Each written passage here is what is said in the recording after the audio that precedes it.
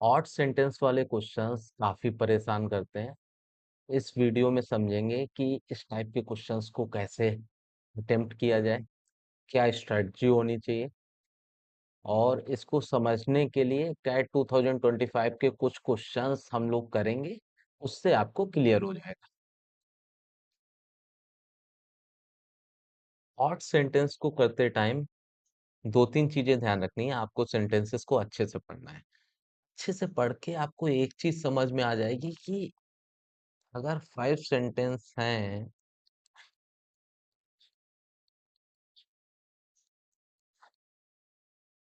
तो कुछ तो आपको समझ में आएगा कि वो पैरा का पार्ट होंगे ही होंगे।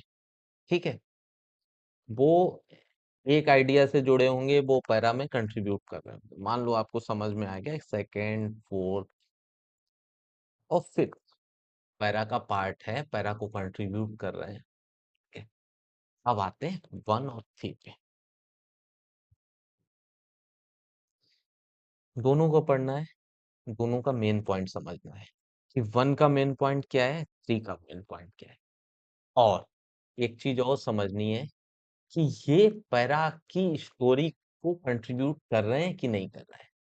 जो पैरा का, क्योंकि हर एक पैरा का मेन आइडिया होता है, उस मेन आइडिया में इनका कंट्रीब्यूशन है कि नहीं है। या फिर अगर है तो ये पैरा का पार्ट होंगे, अगर नहीं है तो ये पैरा का पार्ट नहीं। हो सकता है कि आपको कनेक्शन फील हो कि कनेक्शन तो है, सब्जेक्ट सेम है, माइट भी सब्जेक्ट सेम होगा, कनेक्शन भी होगा, लेकिन जो आइडिया है वो एक डिफरेंट चला जाएगा। अगर आइडिया डिफरेंट चला जा रहा है, वो किसी भी तरीके से उस स्टोरी में कंट्रीब्यूट नहीं कर रहा है, तो वो सेंटेंस आपका ऑड वन हो जाएगा। इस चीज को अच्छे से समझते हैं कुछ क्वेश्चंस करके। ये आप लोग पढ़ लीजिए, क्या बोल रहा है। About About half of all the oxygen we breathe is made near the surface of the ocean by phytoplankton that photosynthesizes just like land-dwelling plants. Okay. A team of scientists that includes Boston University expert has discovered they also produce oxygen on the seafloor. पकड़ना कि दे कौन है यहाँ पे, ये देखना पड़ेगा।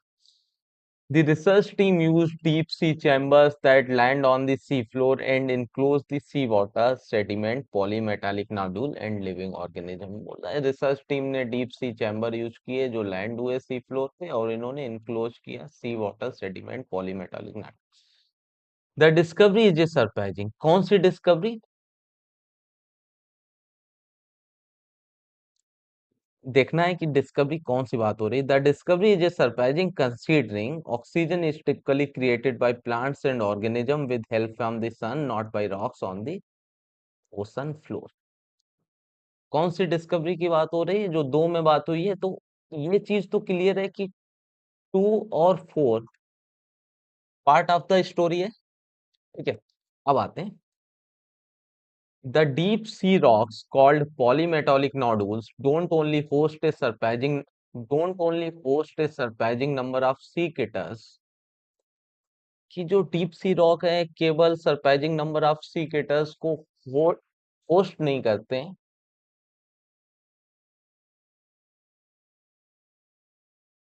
वो क्या करते हैं, वो और क्या करते हैं, दे आल्सो प्रोड्यूस ऑक्सीजन।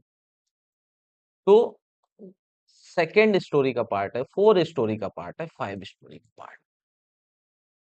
अब जो बच गए उसमें देखना है कि अप्रोच क्या होनी चाहिए, कि वो स्टोरी में कंट्रीब्यूट कर रहे हैं कि नहीं कर रहे हैं। ठीक है। About half of all the oxygen we breathe is made near the surface of the ocean by phytoplankton that photosynthesizes just like land dwelling plants।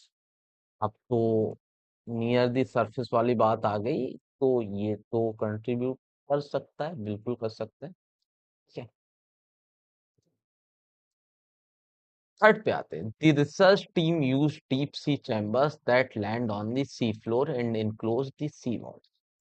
यार, ये बोल रहे हैं कि रिसर्च टीम ने क्या यूज किया, डीप सी चैम्बर यूज किया that land on the sea floor. आपको लगेगा कि हाँ, रिसर्च टीम ने ये निकालने के लिए किया, लेकिन स्टोरी इसके अबाउट थी नहीं कि रिसर्च टीम ने क्या यूज किया। स्टोरी क्या थी? स्टोरी थी कि हाफ ऑफ द ऑक्सीजन जो बनती है ना, जस्ट लाइक वो near the surface of the ocean बनती है। अब इस अब डिस्कवरी टीम ने क्या यूज किया, कैसे किया, वो एक डिफरेंट पार्ट हो जाता है। वो इस स्टोरी में कंट्रीब्यूट नहीं करेगा।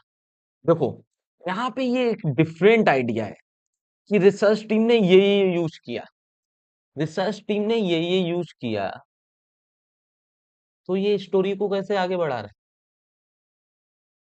ये पैरा को कैसे आगे बढ़ा रहा है? आगे उसको एक्सप्लोर किया है कि रिसर्च टीम ने ये यूज किया, फिर उससे क्या हुआ? ऐसा कुछ एक्सप्लोर ही नहीं किया। तो ये जो चीज, जो नई चीज आई कि रिसर्च टीम ने जो यूज किया,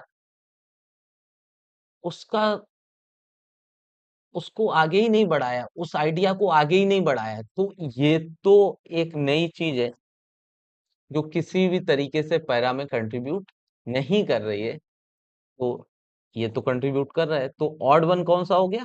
hard one. Clear? Approach clear हुई?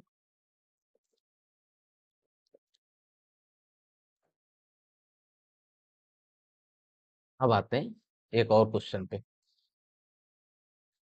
क्या बोला है? The profound emotional impact of music has inspired ongoing research into its relationship with emotions। की जो profound emotional impact है म्यूजिक का, उसने ongoing research को इंस्पायर किए into its relationship with emotions। ठीक है, सेकंड पे आते हैं। सेकंड बोला है music is a universal phenomena that utilizes a myriad brain resources. की म्यूजिक एक यूनिवर्सल फिनोमेना है जो myriad ब्रेन रिसोर्सेज को यूज करता है। थर्ड क्या बोला है? This inherent connection to musical expression is deeply intertwined with human identity and experience. जो दिस कोई इनहेरेंट कनेक्शन है, वो म्यूजिकल एक्सप्रेशन वो डीपली इंटरट्विन्ड है किससे? ह्यूमन आइडेंटिटी से और एक्सपीरियंस से। फोर्थ क्या बोला है? The proclivity to create and appreciate music is ubiquitous among humans. अब यही इनहेरेंट कनेक्शन की बात की थी यहाँ पे, तो एक चीज बात क्लियर हो गई कि थर्ड और फोर्थ इस स्टोरी का पार्ट है, इस पैरा का पार्ट है, permeating daily life across diverse societies. ठीक है, अब आते हैं फिफ्थ पे। Engaging with music is among the most cognitively demanding task a human can undergo. कि यार ये कॉग्निटिवली कॉग्निटिवली डिमांडिंग टास्क है तो ह्यूमन कर सकता है, and it is identified across culture, और ये अक्रॉस द कल्चर आइडेंटिफाइड। और ये कॉग्निटिवली डिमांडिंग टास्क क्यों है? क्योंकि ये myriad ब्रेन रिसोर्सेज को यूज करता है। और द होल स्टोरी इज कि म्यूजिक एक यूनिवर्सल फिनोमिना है और परमिएट करता है डेली लाइफ को। तो समझ में आ रहा है कि फिफ्थ भी पार्ट है, सेकंड भी पार्ट है, वन नहीं है। क्यों नहीं है, इसको समझते हैं।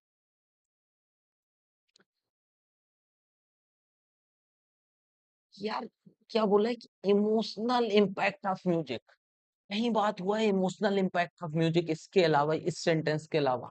और इसने एक ऑन गोइंग रिसर्च को इंस्पायर किया है जिसकी बात कहीं और नहीं हुई है। तो जो वन का जो जो वन का मेन पॉइंट आ रहा है, वो एक डिफरेंट आइडिया आ रहा हो जा रहा है। वन वाला इस पैरा में कुछ भी कंट्रीब्यूट नहीं कर रहा है कि प्रोफाउंड इमोशनल इम्पैक्ट से इंस्पायर हुई ऑन गोइंग रिसर्च किस पे? इसकी रिलेशनशिप विद इमोशन, जिसकी बात कहीं और नहीं हुई है, या फिर इस वाले पॉइंट को एक्सप्लोर नहीं किया गया है। तो कौन सा ऑड वन हुआ? एक नंबर ऑड वन है। क्लियर?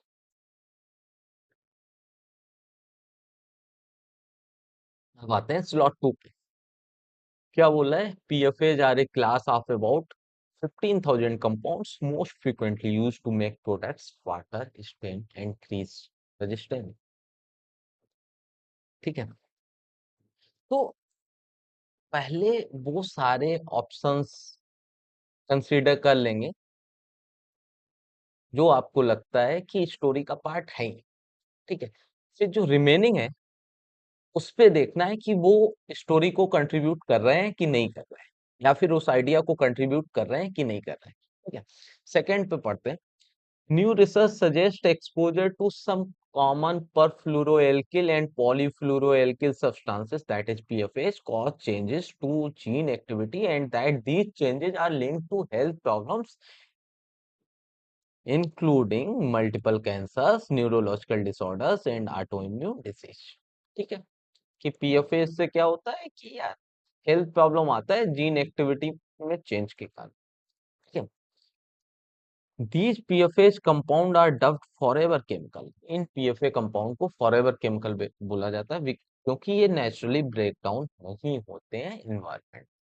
ठीक है, यहाँ पे एक फंडा है कि ये फॉरएवर केमिकल बोला जाता है क्योंकि ये नेचुरली ब्रेक डाउन नहीं होते। द रिसर्च में आल्सो पॉइंट, कौन सी रिसर्च? सेकेंड की, यानी कि एक चीज क्लियर हो रही है, सेकेंड पार्ट है, फोर्थ पार्ट है। द रिसर्च में also point toward other diseases, क्योंकि ये अदर डिसीजेस की भी बात कर रहा है, तो सेकेंड से लिंक है कि वो तो डिसीजेस हैं ही और एंड देयर और कुछ अदर डिसीजेस भी हैं। द रिसर्च में also point toward other diseases potentially caused by PFA that have not yet been identified. कुछ और डिसीजेस भी हैं जो पीएफए से कॉज पीएफएस द्वारा हो सकती है लेकिन जो आइडेंटिफाई नहीं की गई। अब दी फाइंडिंग्स, कौन सी फाइंडिंग्स? जो सेकंड में बात की कर रहे थे, फोर्थ में बात कर रहे थे। आगे पढ़ लेते हैं। The findings are a major step towards determining the mechanism by which the chemical cause, क्योंकि यहाँ पे क्या जीन एक्टिविटी की बात की थी ना, by which the chemical cause disease and could help doctors identify, detect and treat health problem for those exposed to PFA before the issue advances. क्योंकि मुझे पता है क्यों क्यों हो रहा है, जीन एक्टिविटी चेंजेस के कारण हो रहा है। तो एक चीज क्लियर है, एक आइडिया चल रहा है कि पीएफए से प्रॉब्लम होती है, कुछ डिसीजेज होती है, वो जीन चेंज के कारण होती है, और क्योंकि ये फाइंडिंग मिली है तो ये हेल्प करेंगे। तो ये सेम आइडिया लग रहा है। तो एक चीज समझ में आ रही है कि सेकेंड पार्ट है, फोर्थ पार्ट है, फिफ्थ पार्ट है।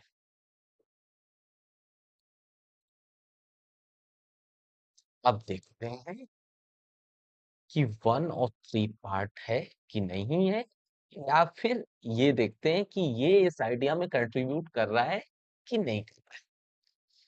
वन क्या बोला है? PFAs are a class of about 15,000 compounds most frequently used to make products water, stain and grease resistant। One एक इंट्रोडक्शन दे रहा है कि पीएफए है क्लास ऑफ अबाउट 15,000 कंपाउंड्स जो प्रोडक्ट्स को ना वाटर रेजिस्टेंट बनाते हैं, स्टेन रेजिस्टेंट बनाते हैं एंड ग्रीस रेजिस्टेंट बनाते हैं। तो ये पीएफए को डिस्क्राइब कर रहा है। ठीक है, थर्ड क्या बोल रहे हैं? These PFA compounds. क्या है दीज पीएफए कंपाउंड्स? यानी कि कहीं पे पीएफए कंपाउंड्स की बात हो चुकी है, ध्यान रखना, दीज पीएफए कंपाउंड्स आ रहा है। These PFA compounds are dubbed forever chemical, जो नेचुरली ब्रेक डाउन नहीं होते हैं एनवायरनमेंट में। तो देखिए ये पीएफए कंपाउंड को फॉरएवर केमिकल बोला जाता है और ये नेचुरली ब्रेक डाउन नहीं होते हैं। अब ये जो नेचुरली ब्रेक डाउन नहीं होते हैं एनवायरनमेंट में, ये तो स्टोरी को किसी भी तरीके से कंट्रीब्यूट ही नहीं कर रहा है, या फिर इस नेचुरली ब्रेकडाउन नहीं होने की प्रॉपर्टी की आगे कोई बात नहीं हुई है। ठीक है, क्योंकि ये एक नया आइडिया दिया है जो एक नए पैरा में जाना चाहिए, इस पैरा का तो पार्ट नहीं होगा, क्योंकि क्या है द फॉरएवर केमिकल, देन ये पैरा को कैसे कंट्रीब्यूट कर? वन क्या हो गया? वन तो इंट्रो हो गया, थर्ड तो इस स्टोरी में कंट्रीब्यूट ही नहीं कर रहा है। दो दी सब्जेक्ट इज सेम, और यहीं पे फंसाता है, सब्जेक्ट सेम है, दीज पीओफेज, आपको लगेगा कनेक्शन है, आप कनेक्शन पे जाओगे, आप पक्का गलत करोगे। आपको ये देखना है इसका मेन पॉइंट क्या है, मेन आइडिया क्या है, या फिर ये कंट्रीब्यूट कर रहा है कि नहीं कर रहा है।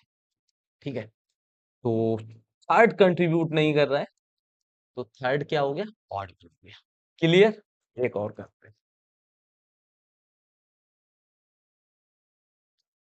ये भी स्लॉट टू का है, क्या बोल रहे हैं,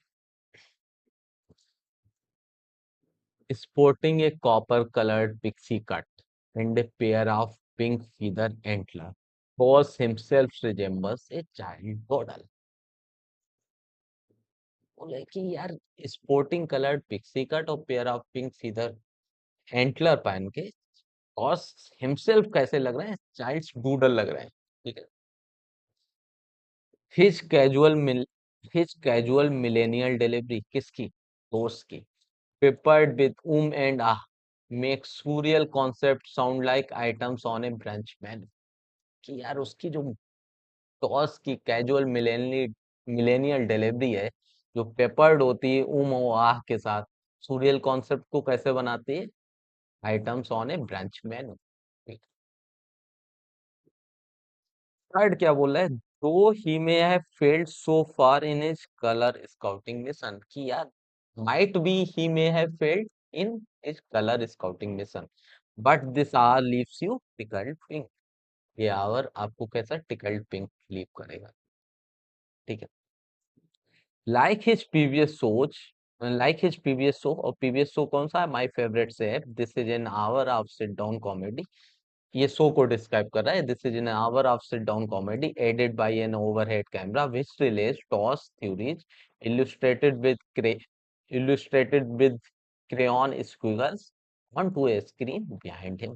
कि लाइक हिज प्रीवियस शोज, ये एक सिट डाउन कॉमेडी है जो एडेड है ओवरहेड कैमरा, जो रिले करता है टॉर की थ्योरी को, जिसमें क्रेयॉन स्क्विगल्स हैं onto a screen behind. ठीक है, फाइव पे आते हैं। फाइव क्या बोला, his inquisitive mind produces interconnected ideas about Catholicism and blindness of picture and what orange sounds like, while his insight train us to spot highly purple behavior, मतलब highly different behavior might be। तो एक चीज समझ में आ रही है, his casual millennial delivery किसकी बात कर रही है, उस सिट डाउन कॉमेडी की बात कर रही है। तो सेकेंड पार्ट है, फोर्थ पार्ट है, फिफ्थ पार्ट है, क्योंकि एक ही आइडिया पे जा रहे हैं कि जो जो जो शो है उसके अबाउट बात हो रहा है। अब आते हैं वन और थ्री पे। सी बोल रहा है, दो ही में है failed so far in his colour scouting mission. कहीं बात हुआ है कि कलर स्काउटिंग मिशन का बात हो रहा है कि वो कलर स्काउटिंग कर रहा है कॉमेडी में, कहीं पे समझ में आ रहा है कि वो कलर स्काउटिंग कर रहा है, नहीं समझ में आ रहा है, कोई बात ही नहीं हुई है। ये ऑड वन है कि he has failed in colour scouting mission, और जिसका कोई रिलेशन ही नहीं है, किसी भी तरीके से ये कंट्रीब्यूट नहीं कर रहा है या फिर इसको डेवलप नहीं किया है, क्योंकि इसका पहले का कनेक्शन तो आया ही नहीं है कि वो कलर स्काउटिंग मिशन में फेल कैसे हुआ, कुछ बात ही नहीं है।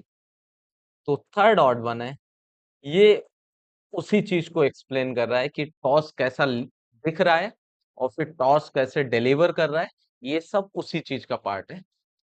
तो ऑड वन कौन सा हो गया, थर्ड हो गया, क्योंकि यार कलर स्काउटिंग मिशन में फेल हुआ है, ये कोई बात ही नहीं हुई है।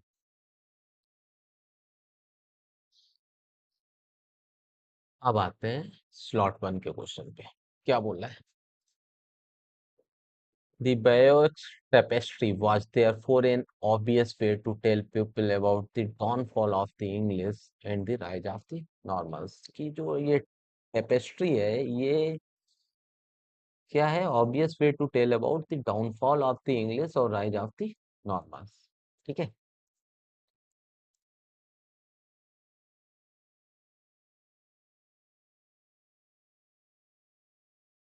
So if we take expert in Anglo-Saxon culture, Gale Crocus idea that the tapestry was originally hung in a square with certain scenes facing each other, कि tapestry इस तरीके से hung किया गया था in a square with certain scenes facing each other, people would have stood in the center, कि people center में रहेंगे और certain scenes क्या करेंगे, एक दूसरे को फेस करेंगे. आर्ट हिस्टोरियन लिंडा एंड कोई has argued that pre-Renaissance people interacted with art visually. Art historian ने बोला है, लिंडा ने बोला है कि प्री रिनाइसेंस पीपल जो थे वो आर्ट से विजुअली इंटरेक्ट करते थे, काइनेस्थेटिकली इंटरेक्ट करते थे और फिजिकली इंटरेक्ट करते थे. अच्छा ठीक है. That would make it in 11th century that would make it an 11th century immersive space with scenes corresponding and echoing each other. कि यार 11th century immersive space था जहाँ पे सीन करस्पॉन्ड करते थे, इको करते थे एक दूसरे से, ड्रॉ करते थे व्यूअर्स के अटेंशन को, प्लेइंग ऑन देयर सेंसेस, उनके सेंसेस पे खेलते थे, and understanding of the story they thought they knew, और वो स्टोरी समझते थे, कोशिश करते थे जो वो जानते हैं. The Bayeux tapestry would have hung at eye level to enable this. क्या enable करने के लिए?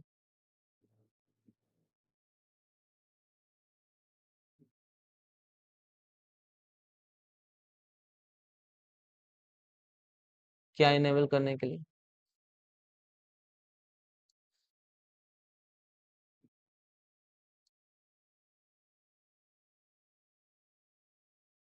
ये echoing each other, drawing viewers attention, playing on their senses. ये तो एक चीज समझ में आ रही, ये पार्ट है, ये भी पार्ट है, ये भी पार्ट है, और ये भी पार्ट है. ये नहीं है. क्यों नहीं है ये समझते हैं. यार ये बात कर रहे हैं कि ट्रेपेस्ट्री से क्या हो रहा है. ये ऑब्वियस वे है to tell people about the downfall of the English.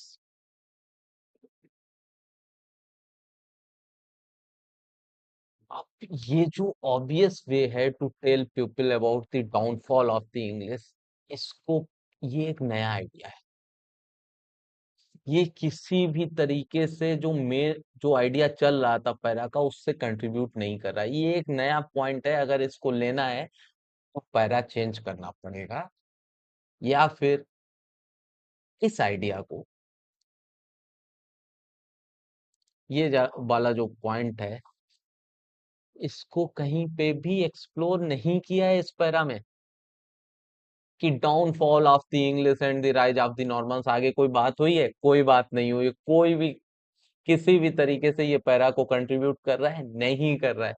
तो ये पैरा का पार्ट नहीं होगा, ये स्टोरी का पार्ट नहीं होगा, ये ऑड वन होगा, क्योंकि ये कंट्रीब्यूट नहीं कर रहा है. ये अलग पॉइंट है.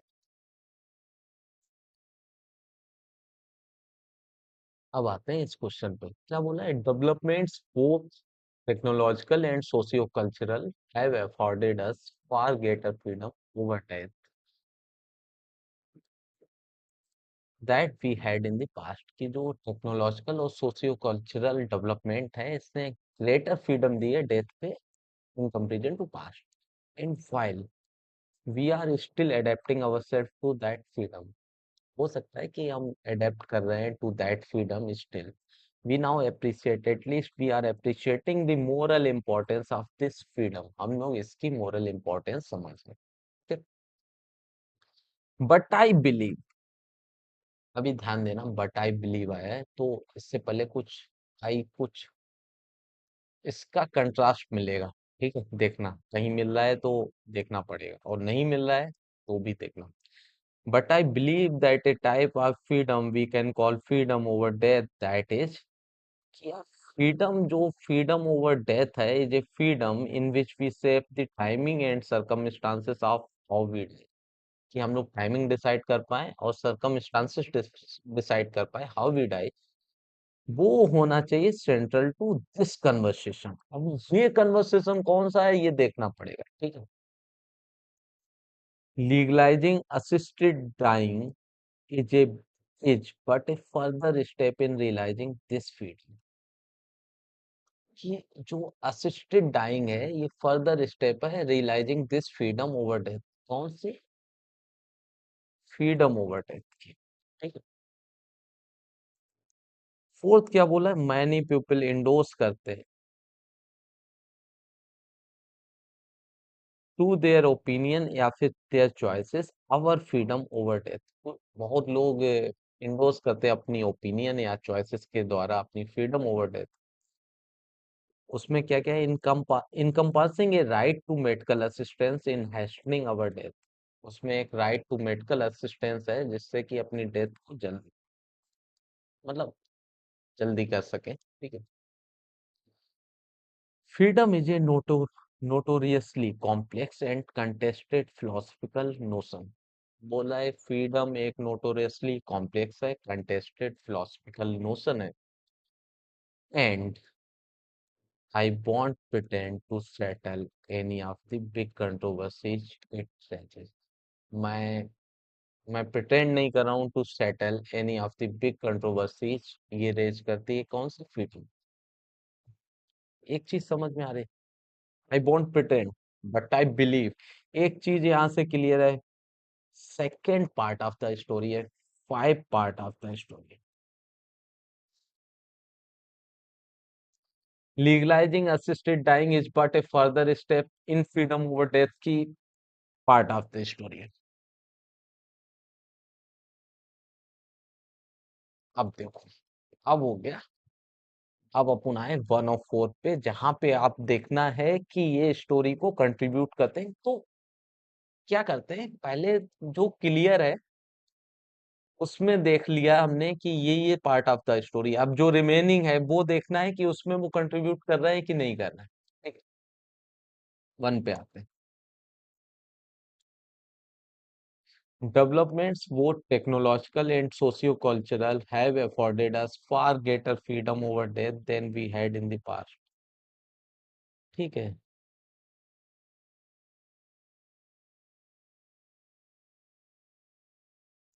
At least we are appreciating the moral importance of this freedom। चलेगा। अब आते हैं 4th पे। Many people endorse through their opinion or their choice our freedom over death, encompassing a right to medical assistance in hastening our death। लोग endorse करते हैं। लोग क्या कर रहे हैं? इंडोर्स कर रहे हैं। मैनी पीपल, यानी कि कुछ लोग नहीं कर रहे हैं, कुछ लोग कर रहे हैं। कुछ लोग कर रहे हैं, कुछ लोग नहीं कर रहे हैं, इस आइडिया को डेवलप किया ही नहीं है, या इस पॉइंट को, ये वाला पॉइंट जो है ना पैरा में कंट्रीब्यूट कर ही नहीं रहा है। तो 1 और 4 में देखेंगे तो ज्यादा पैरा में कौन सा कंट्रीब्यूट कर रहा है? 1 कर रहा है। 4 में प्रॉब्लम है क्योंकि उस आइडिया को आगे डेवलप ही नहीं किया है या पैरा में कंट्रीब्यूट नहीं कर रहा है। तो 4th कौन सा हो गया? 4th आपका हो गया ऑड वन आउट। ये पैरा का पार्ट नहीं है। तो आपको समझ में आ गया होगा कि ऑड वन क्वेश्चंस को कैसे अटेम्प्ट करना है।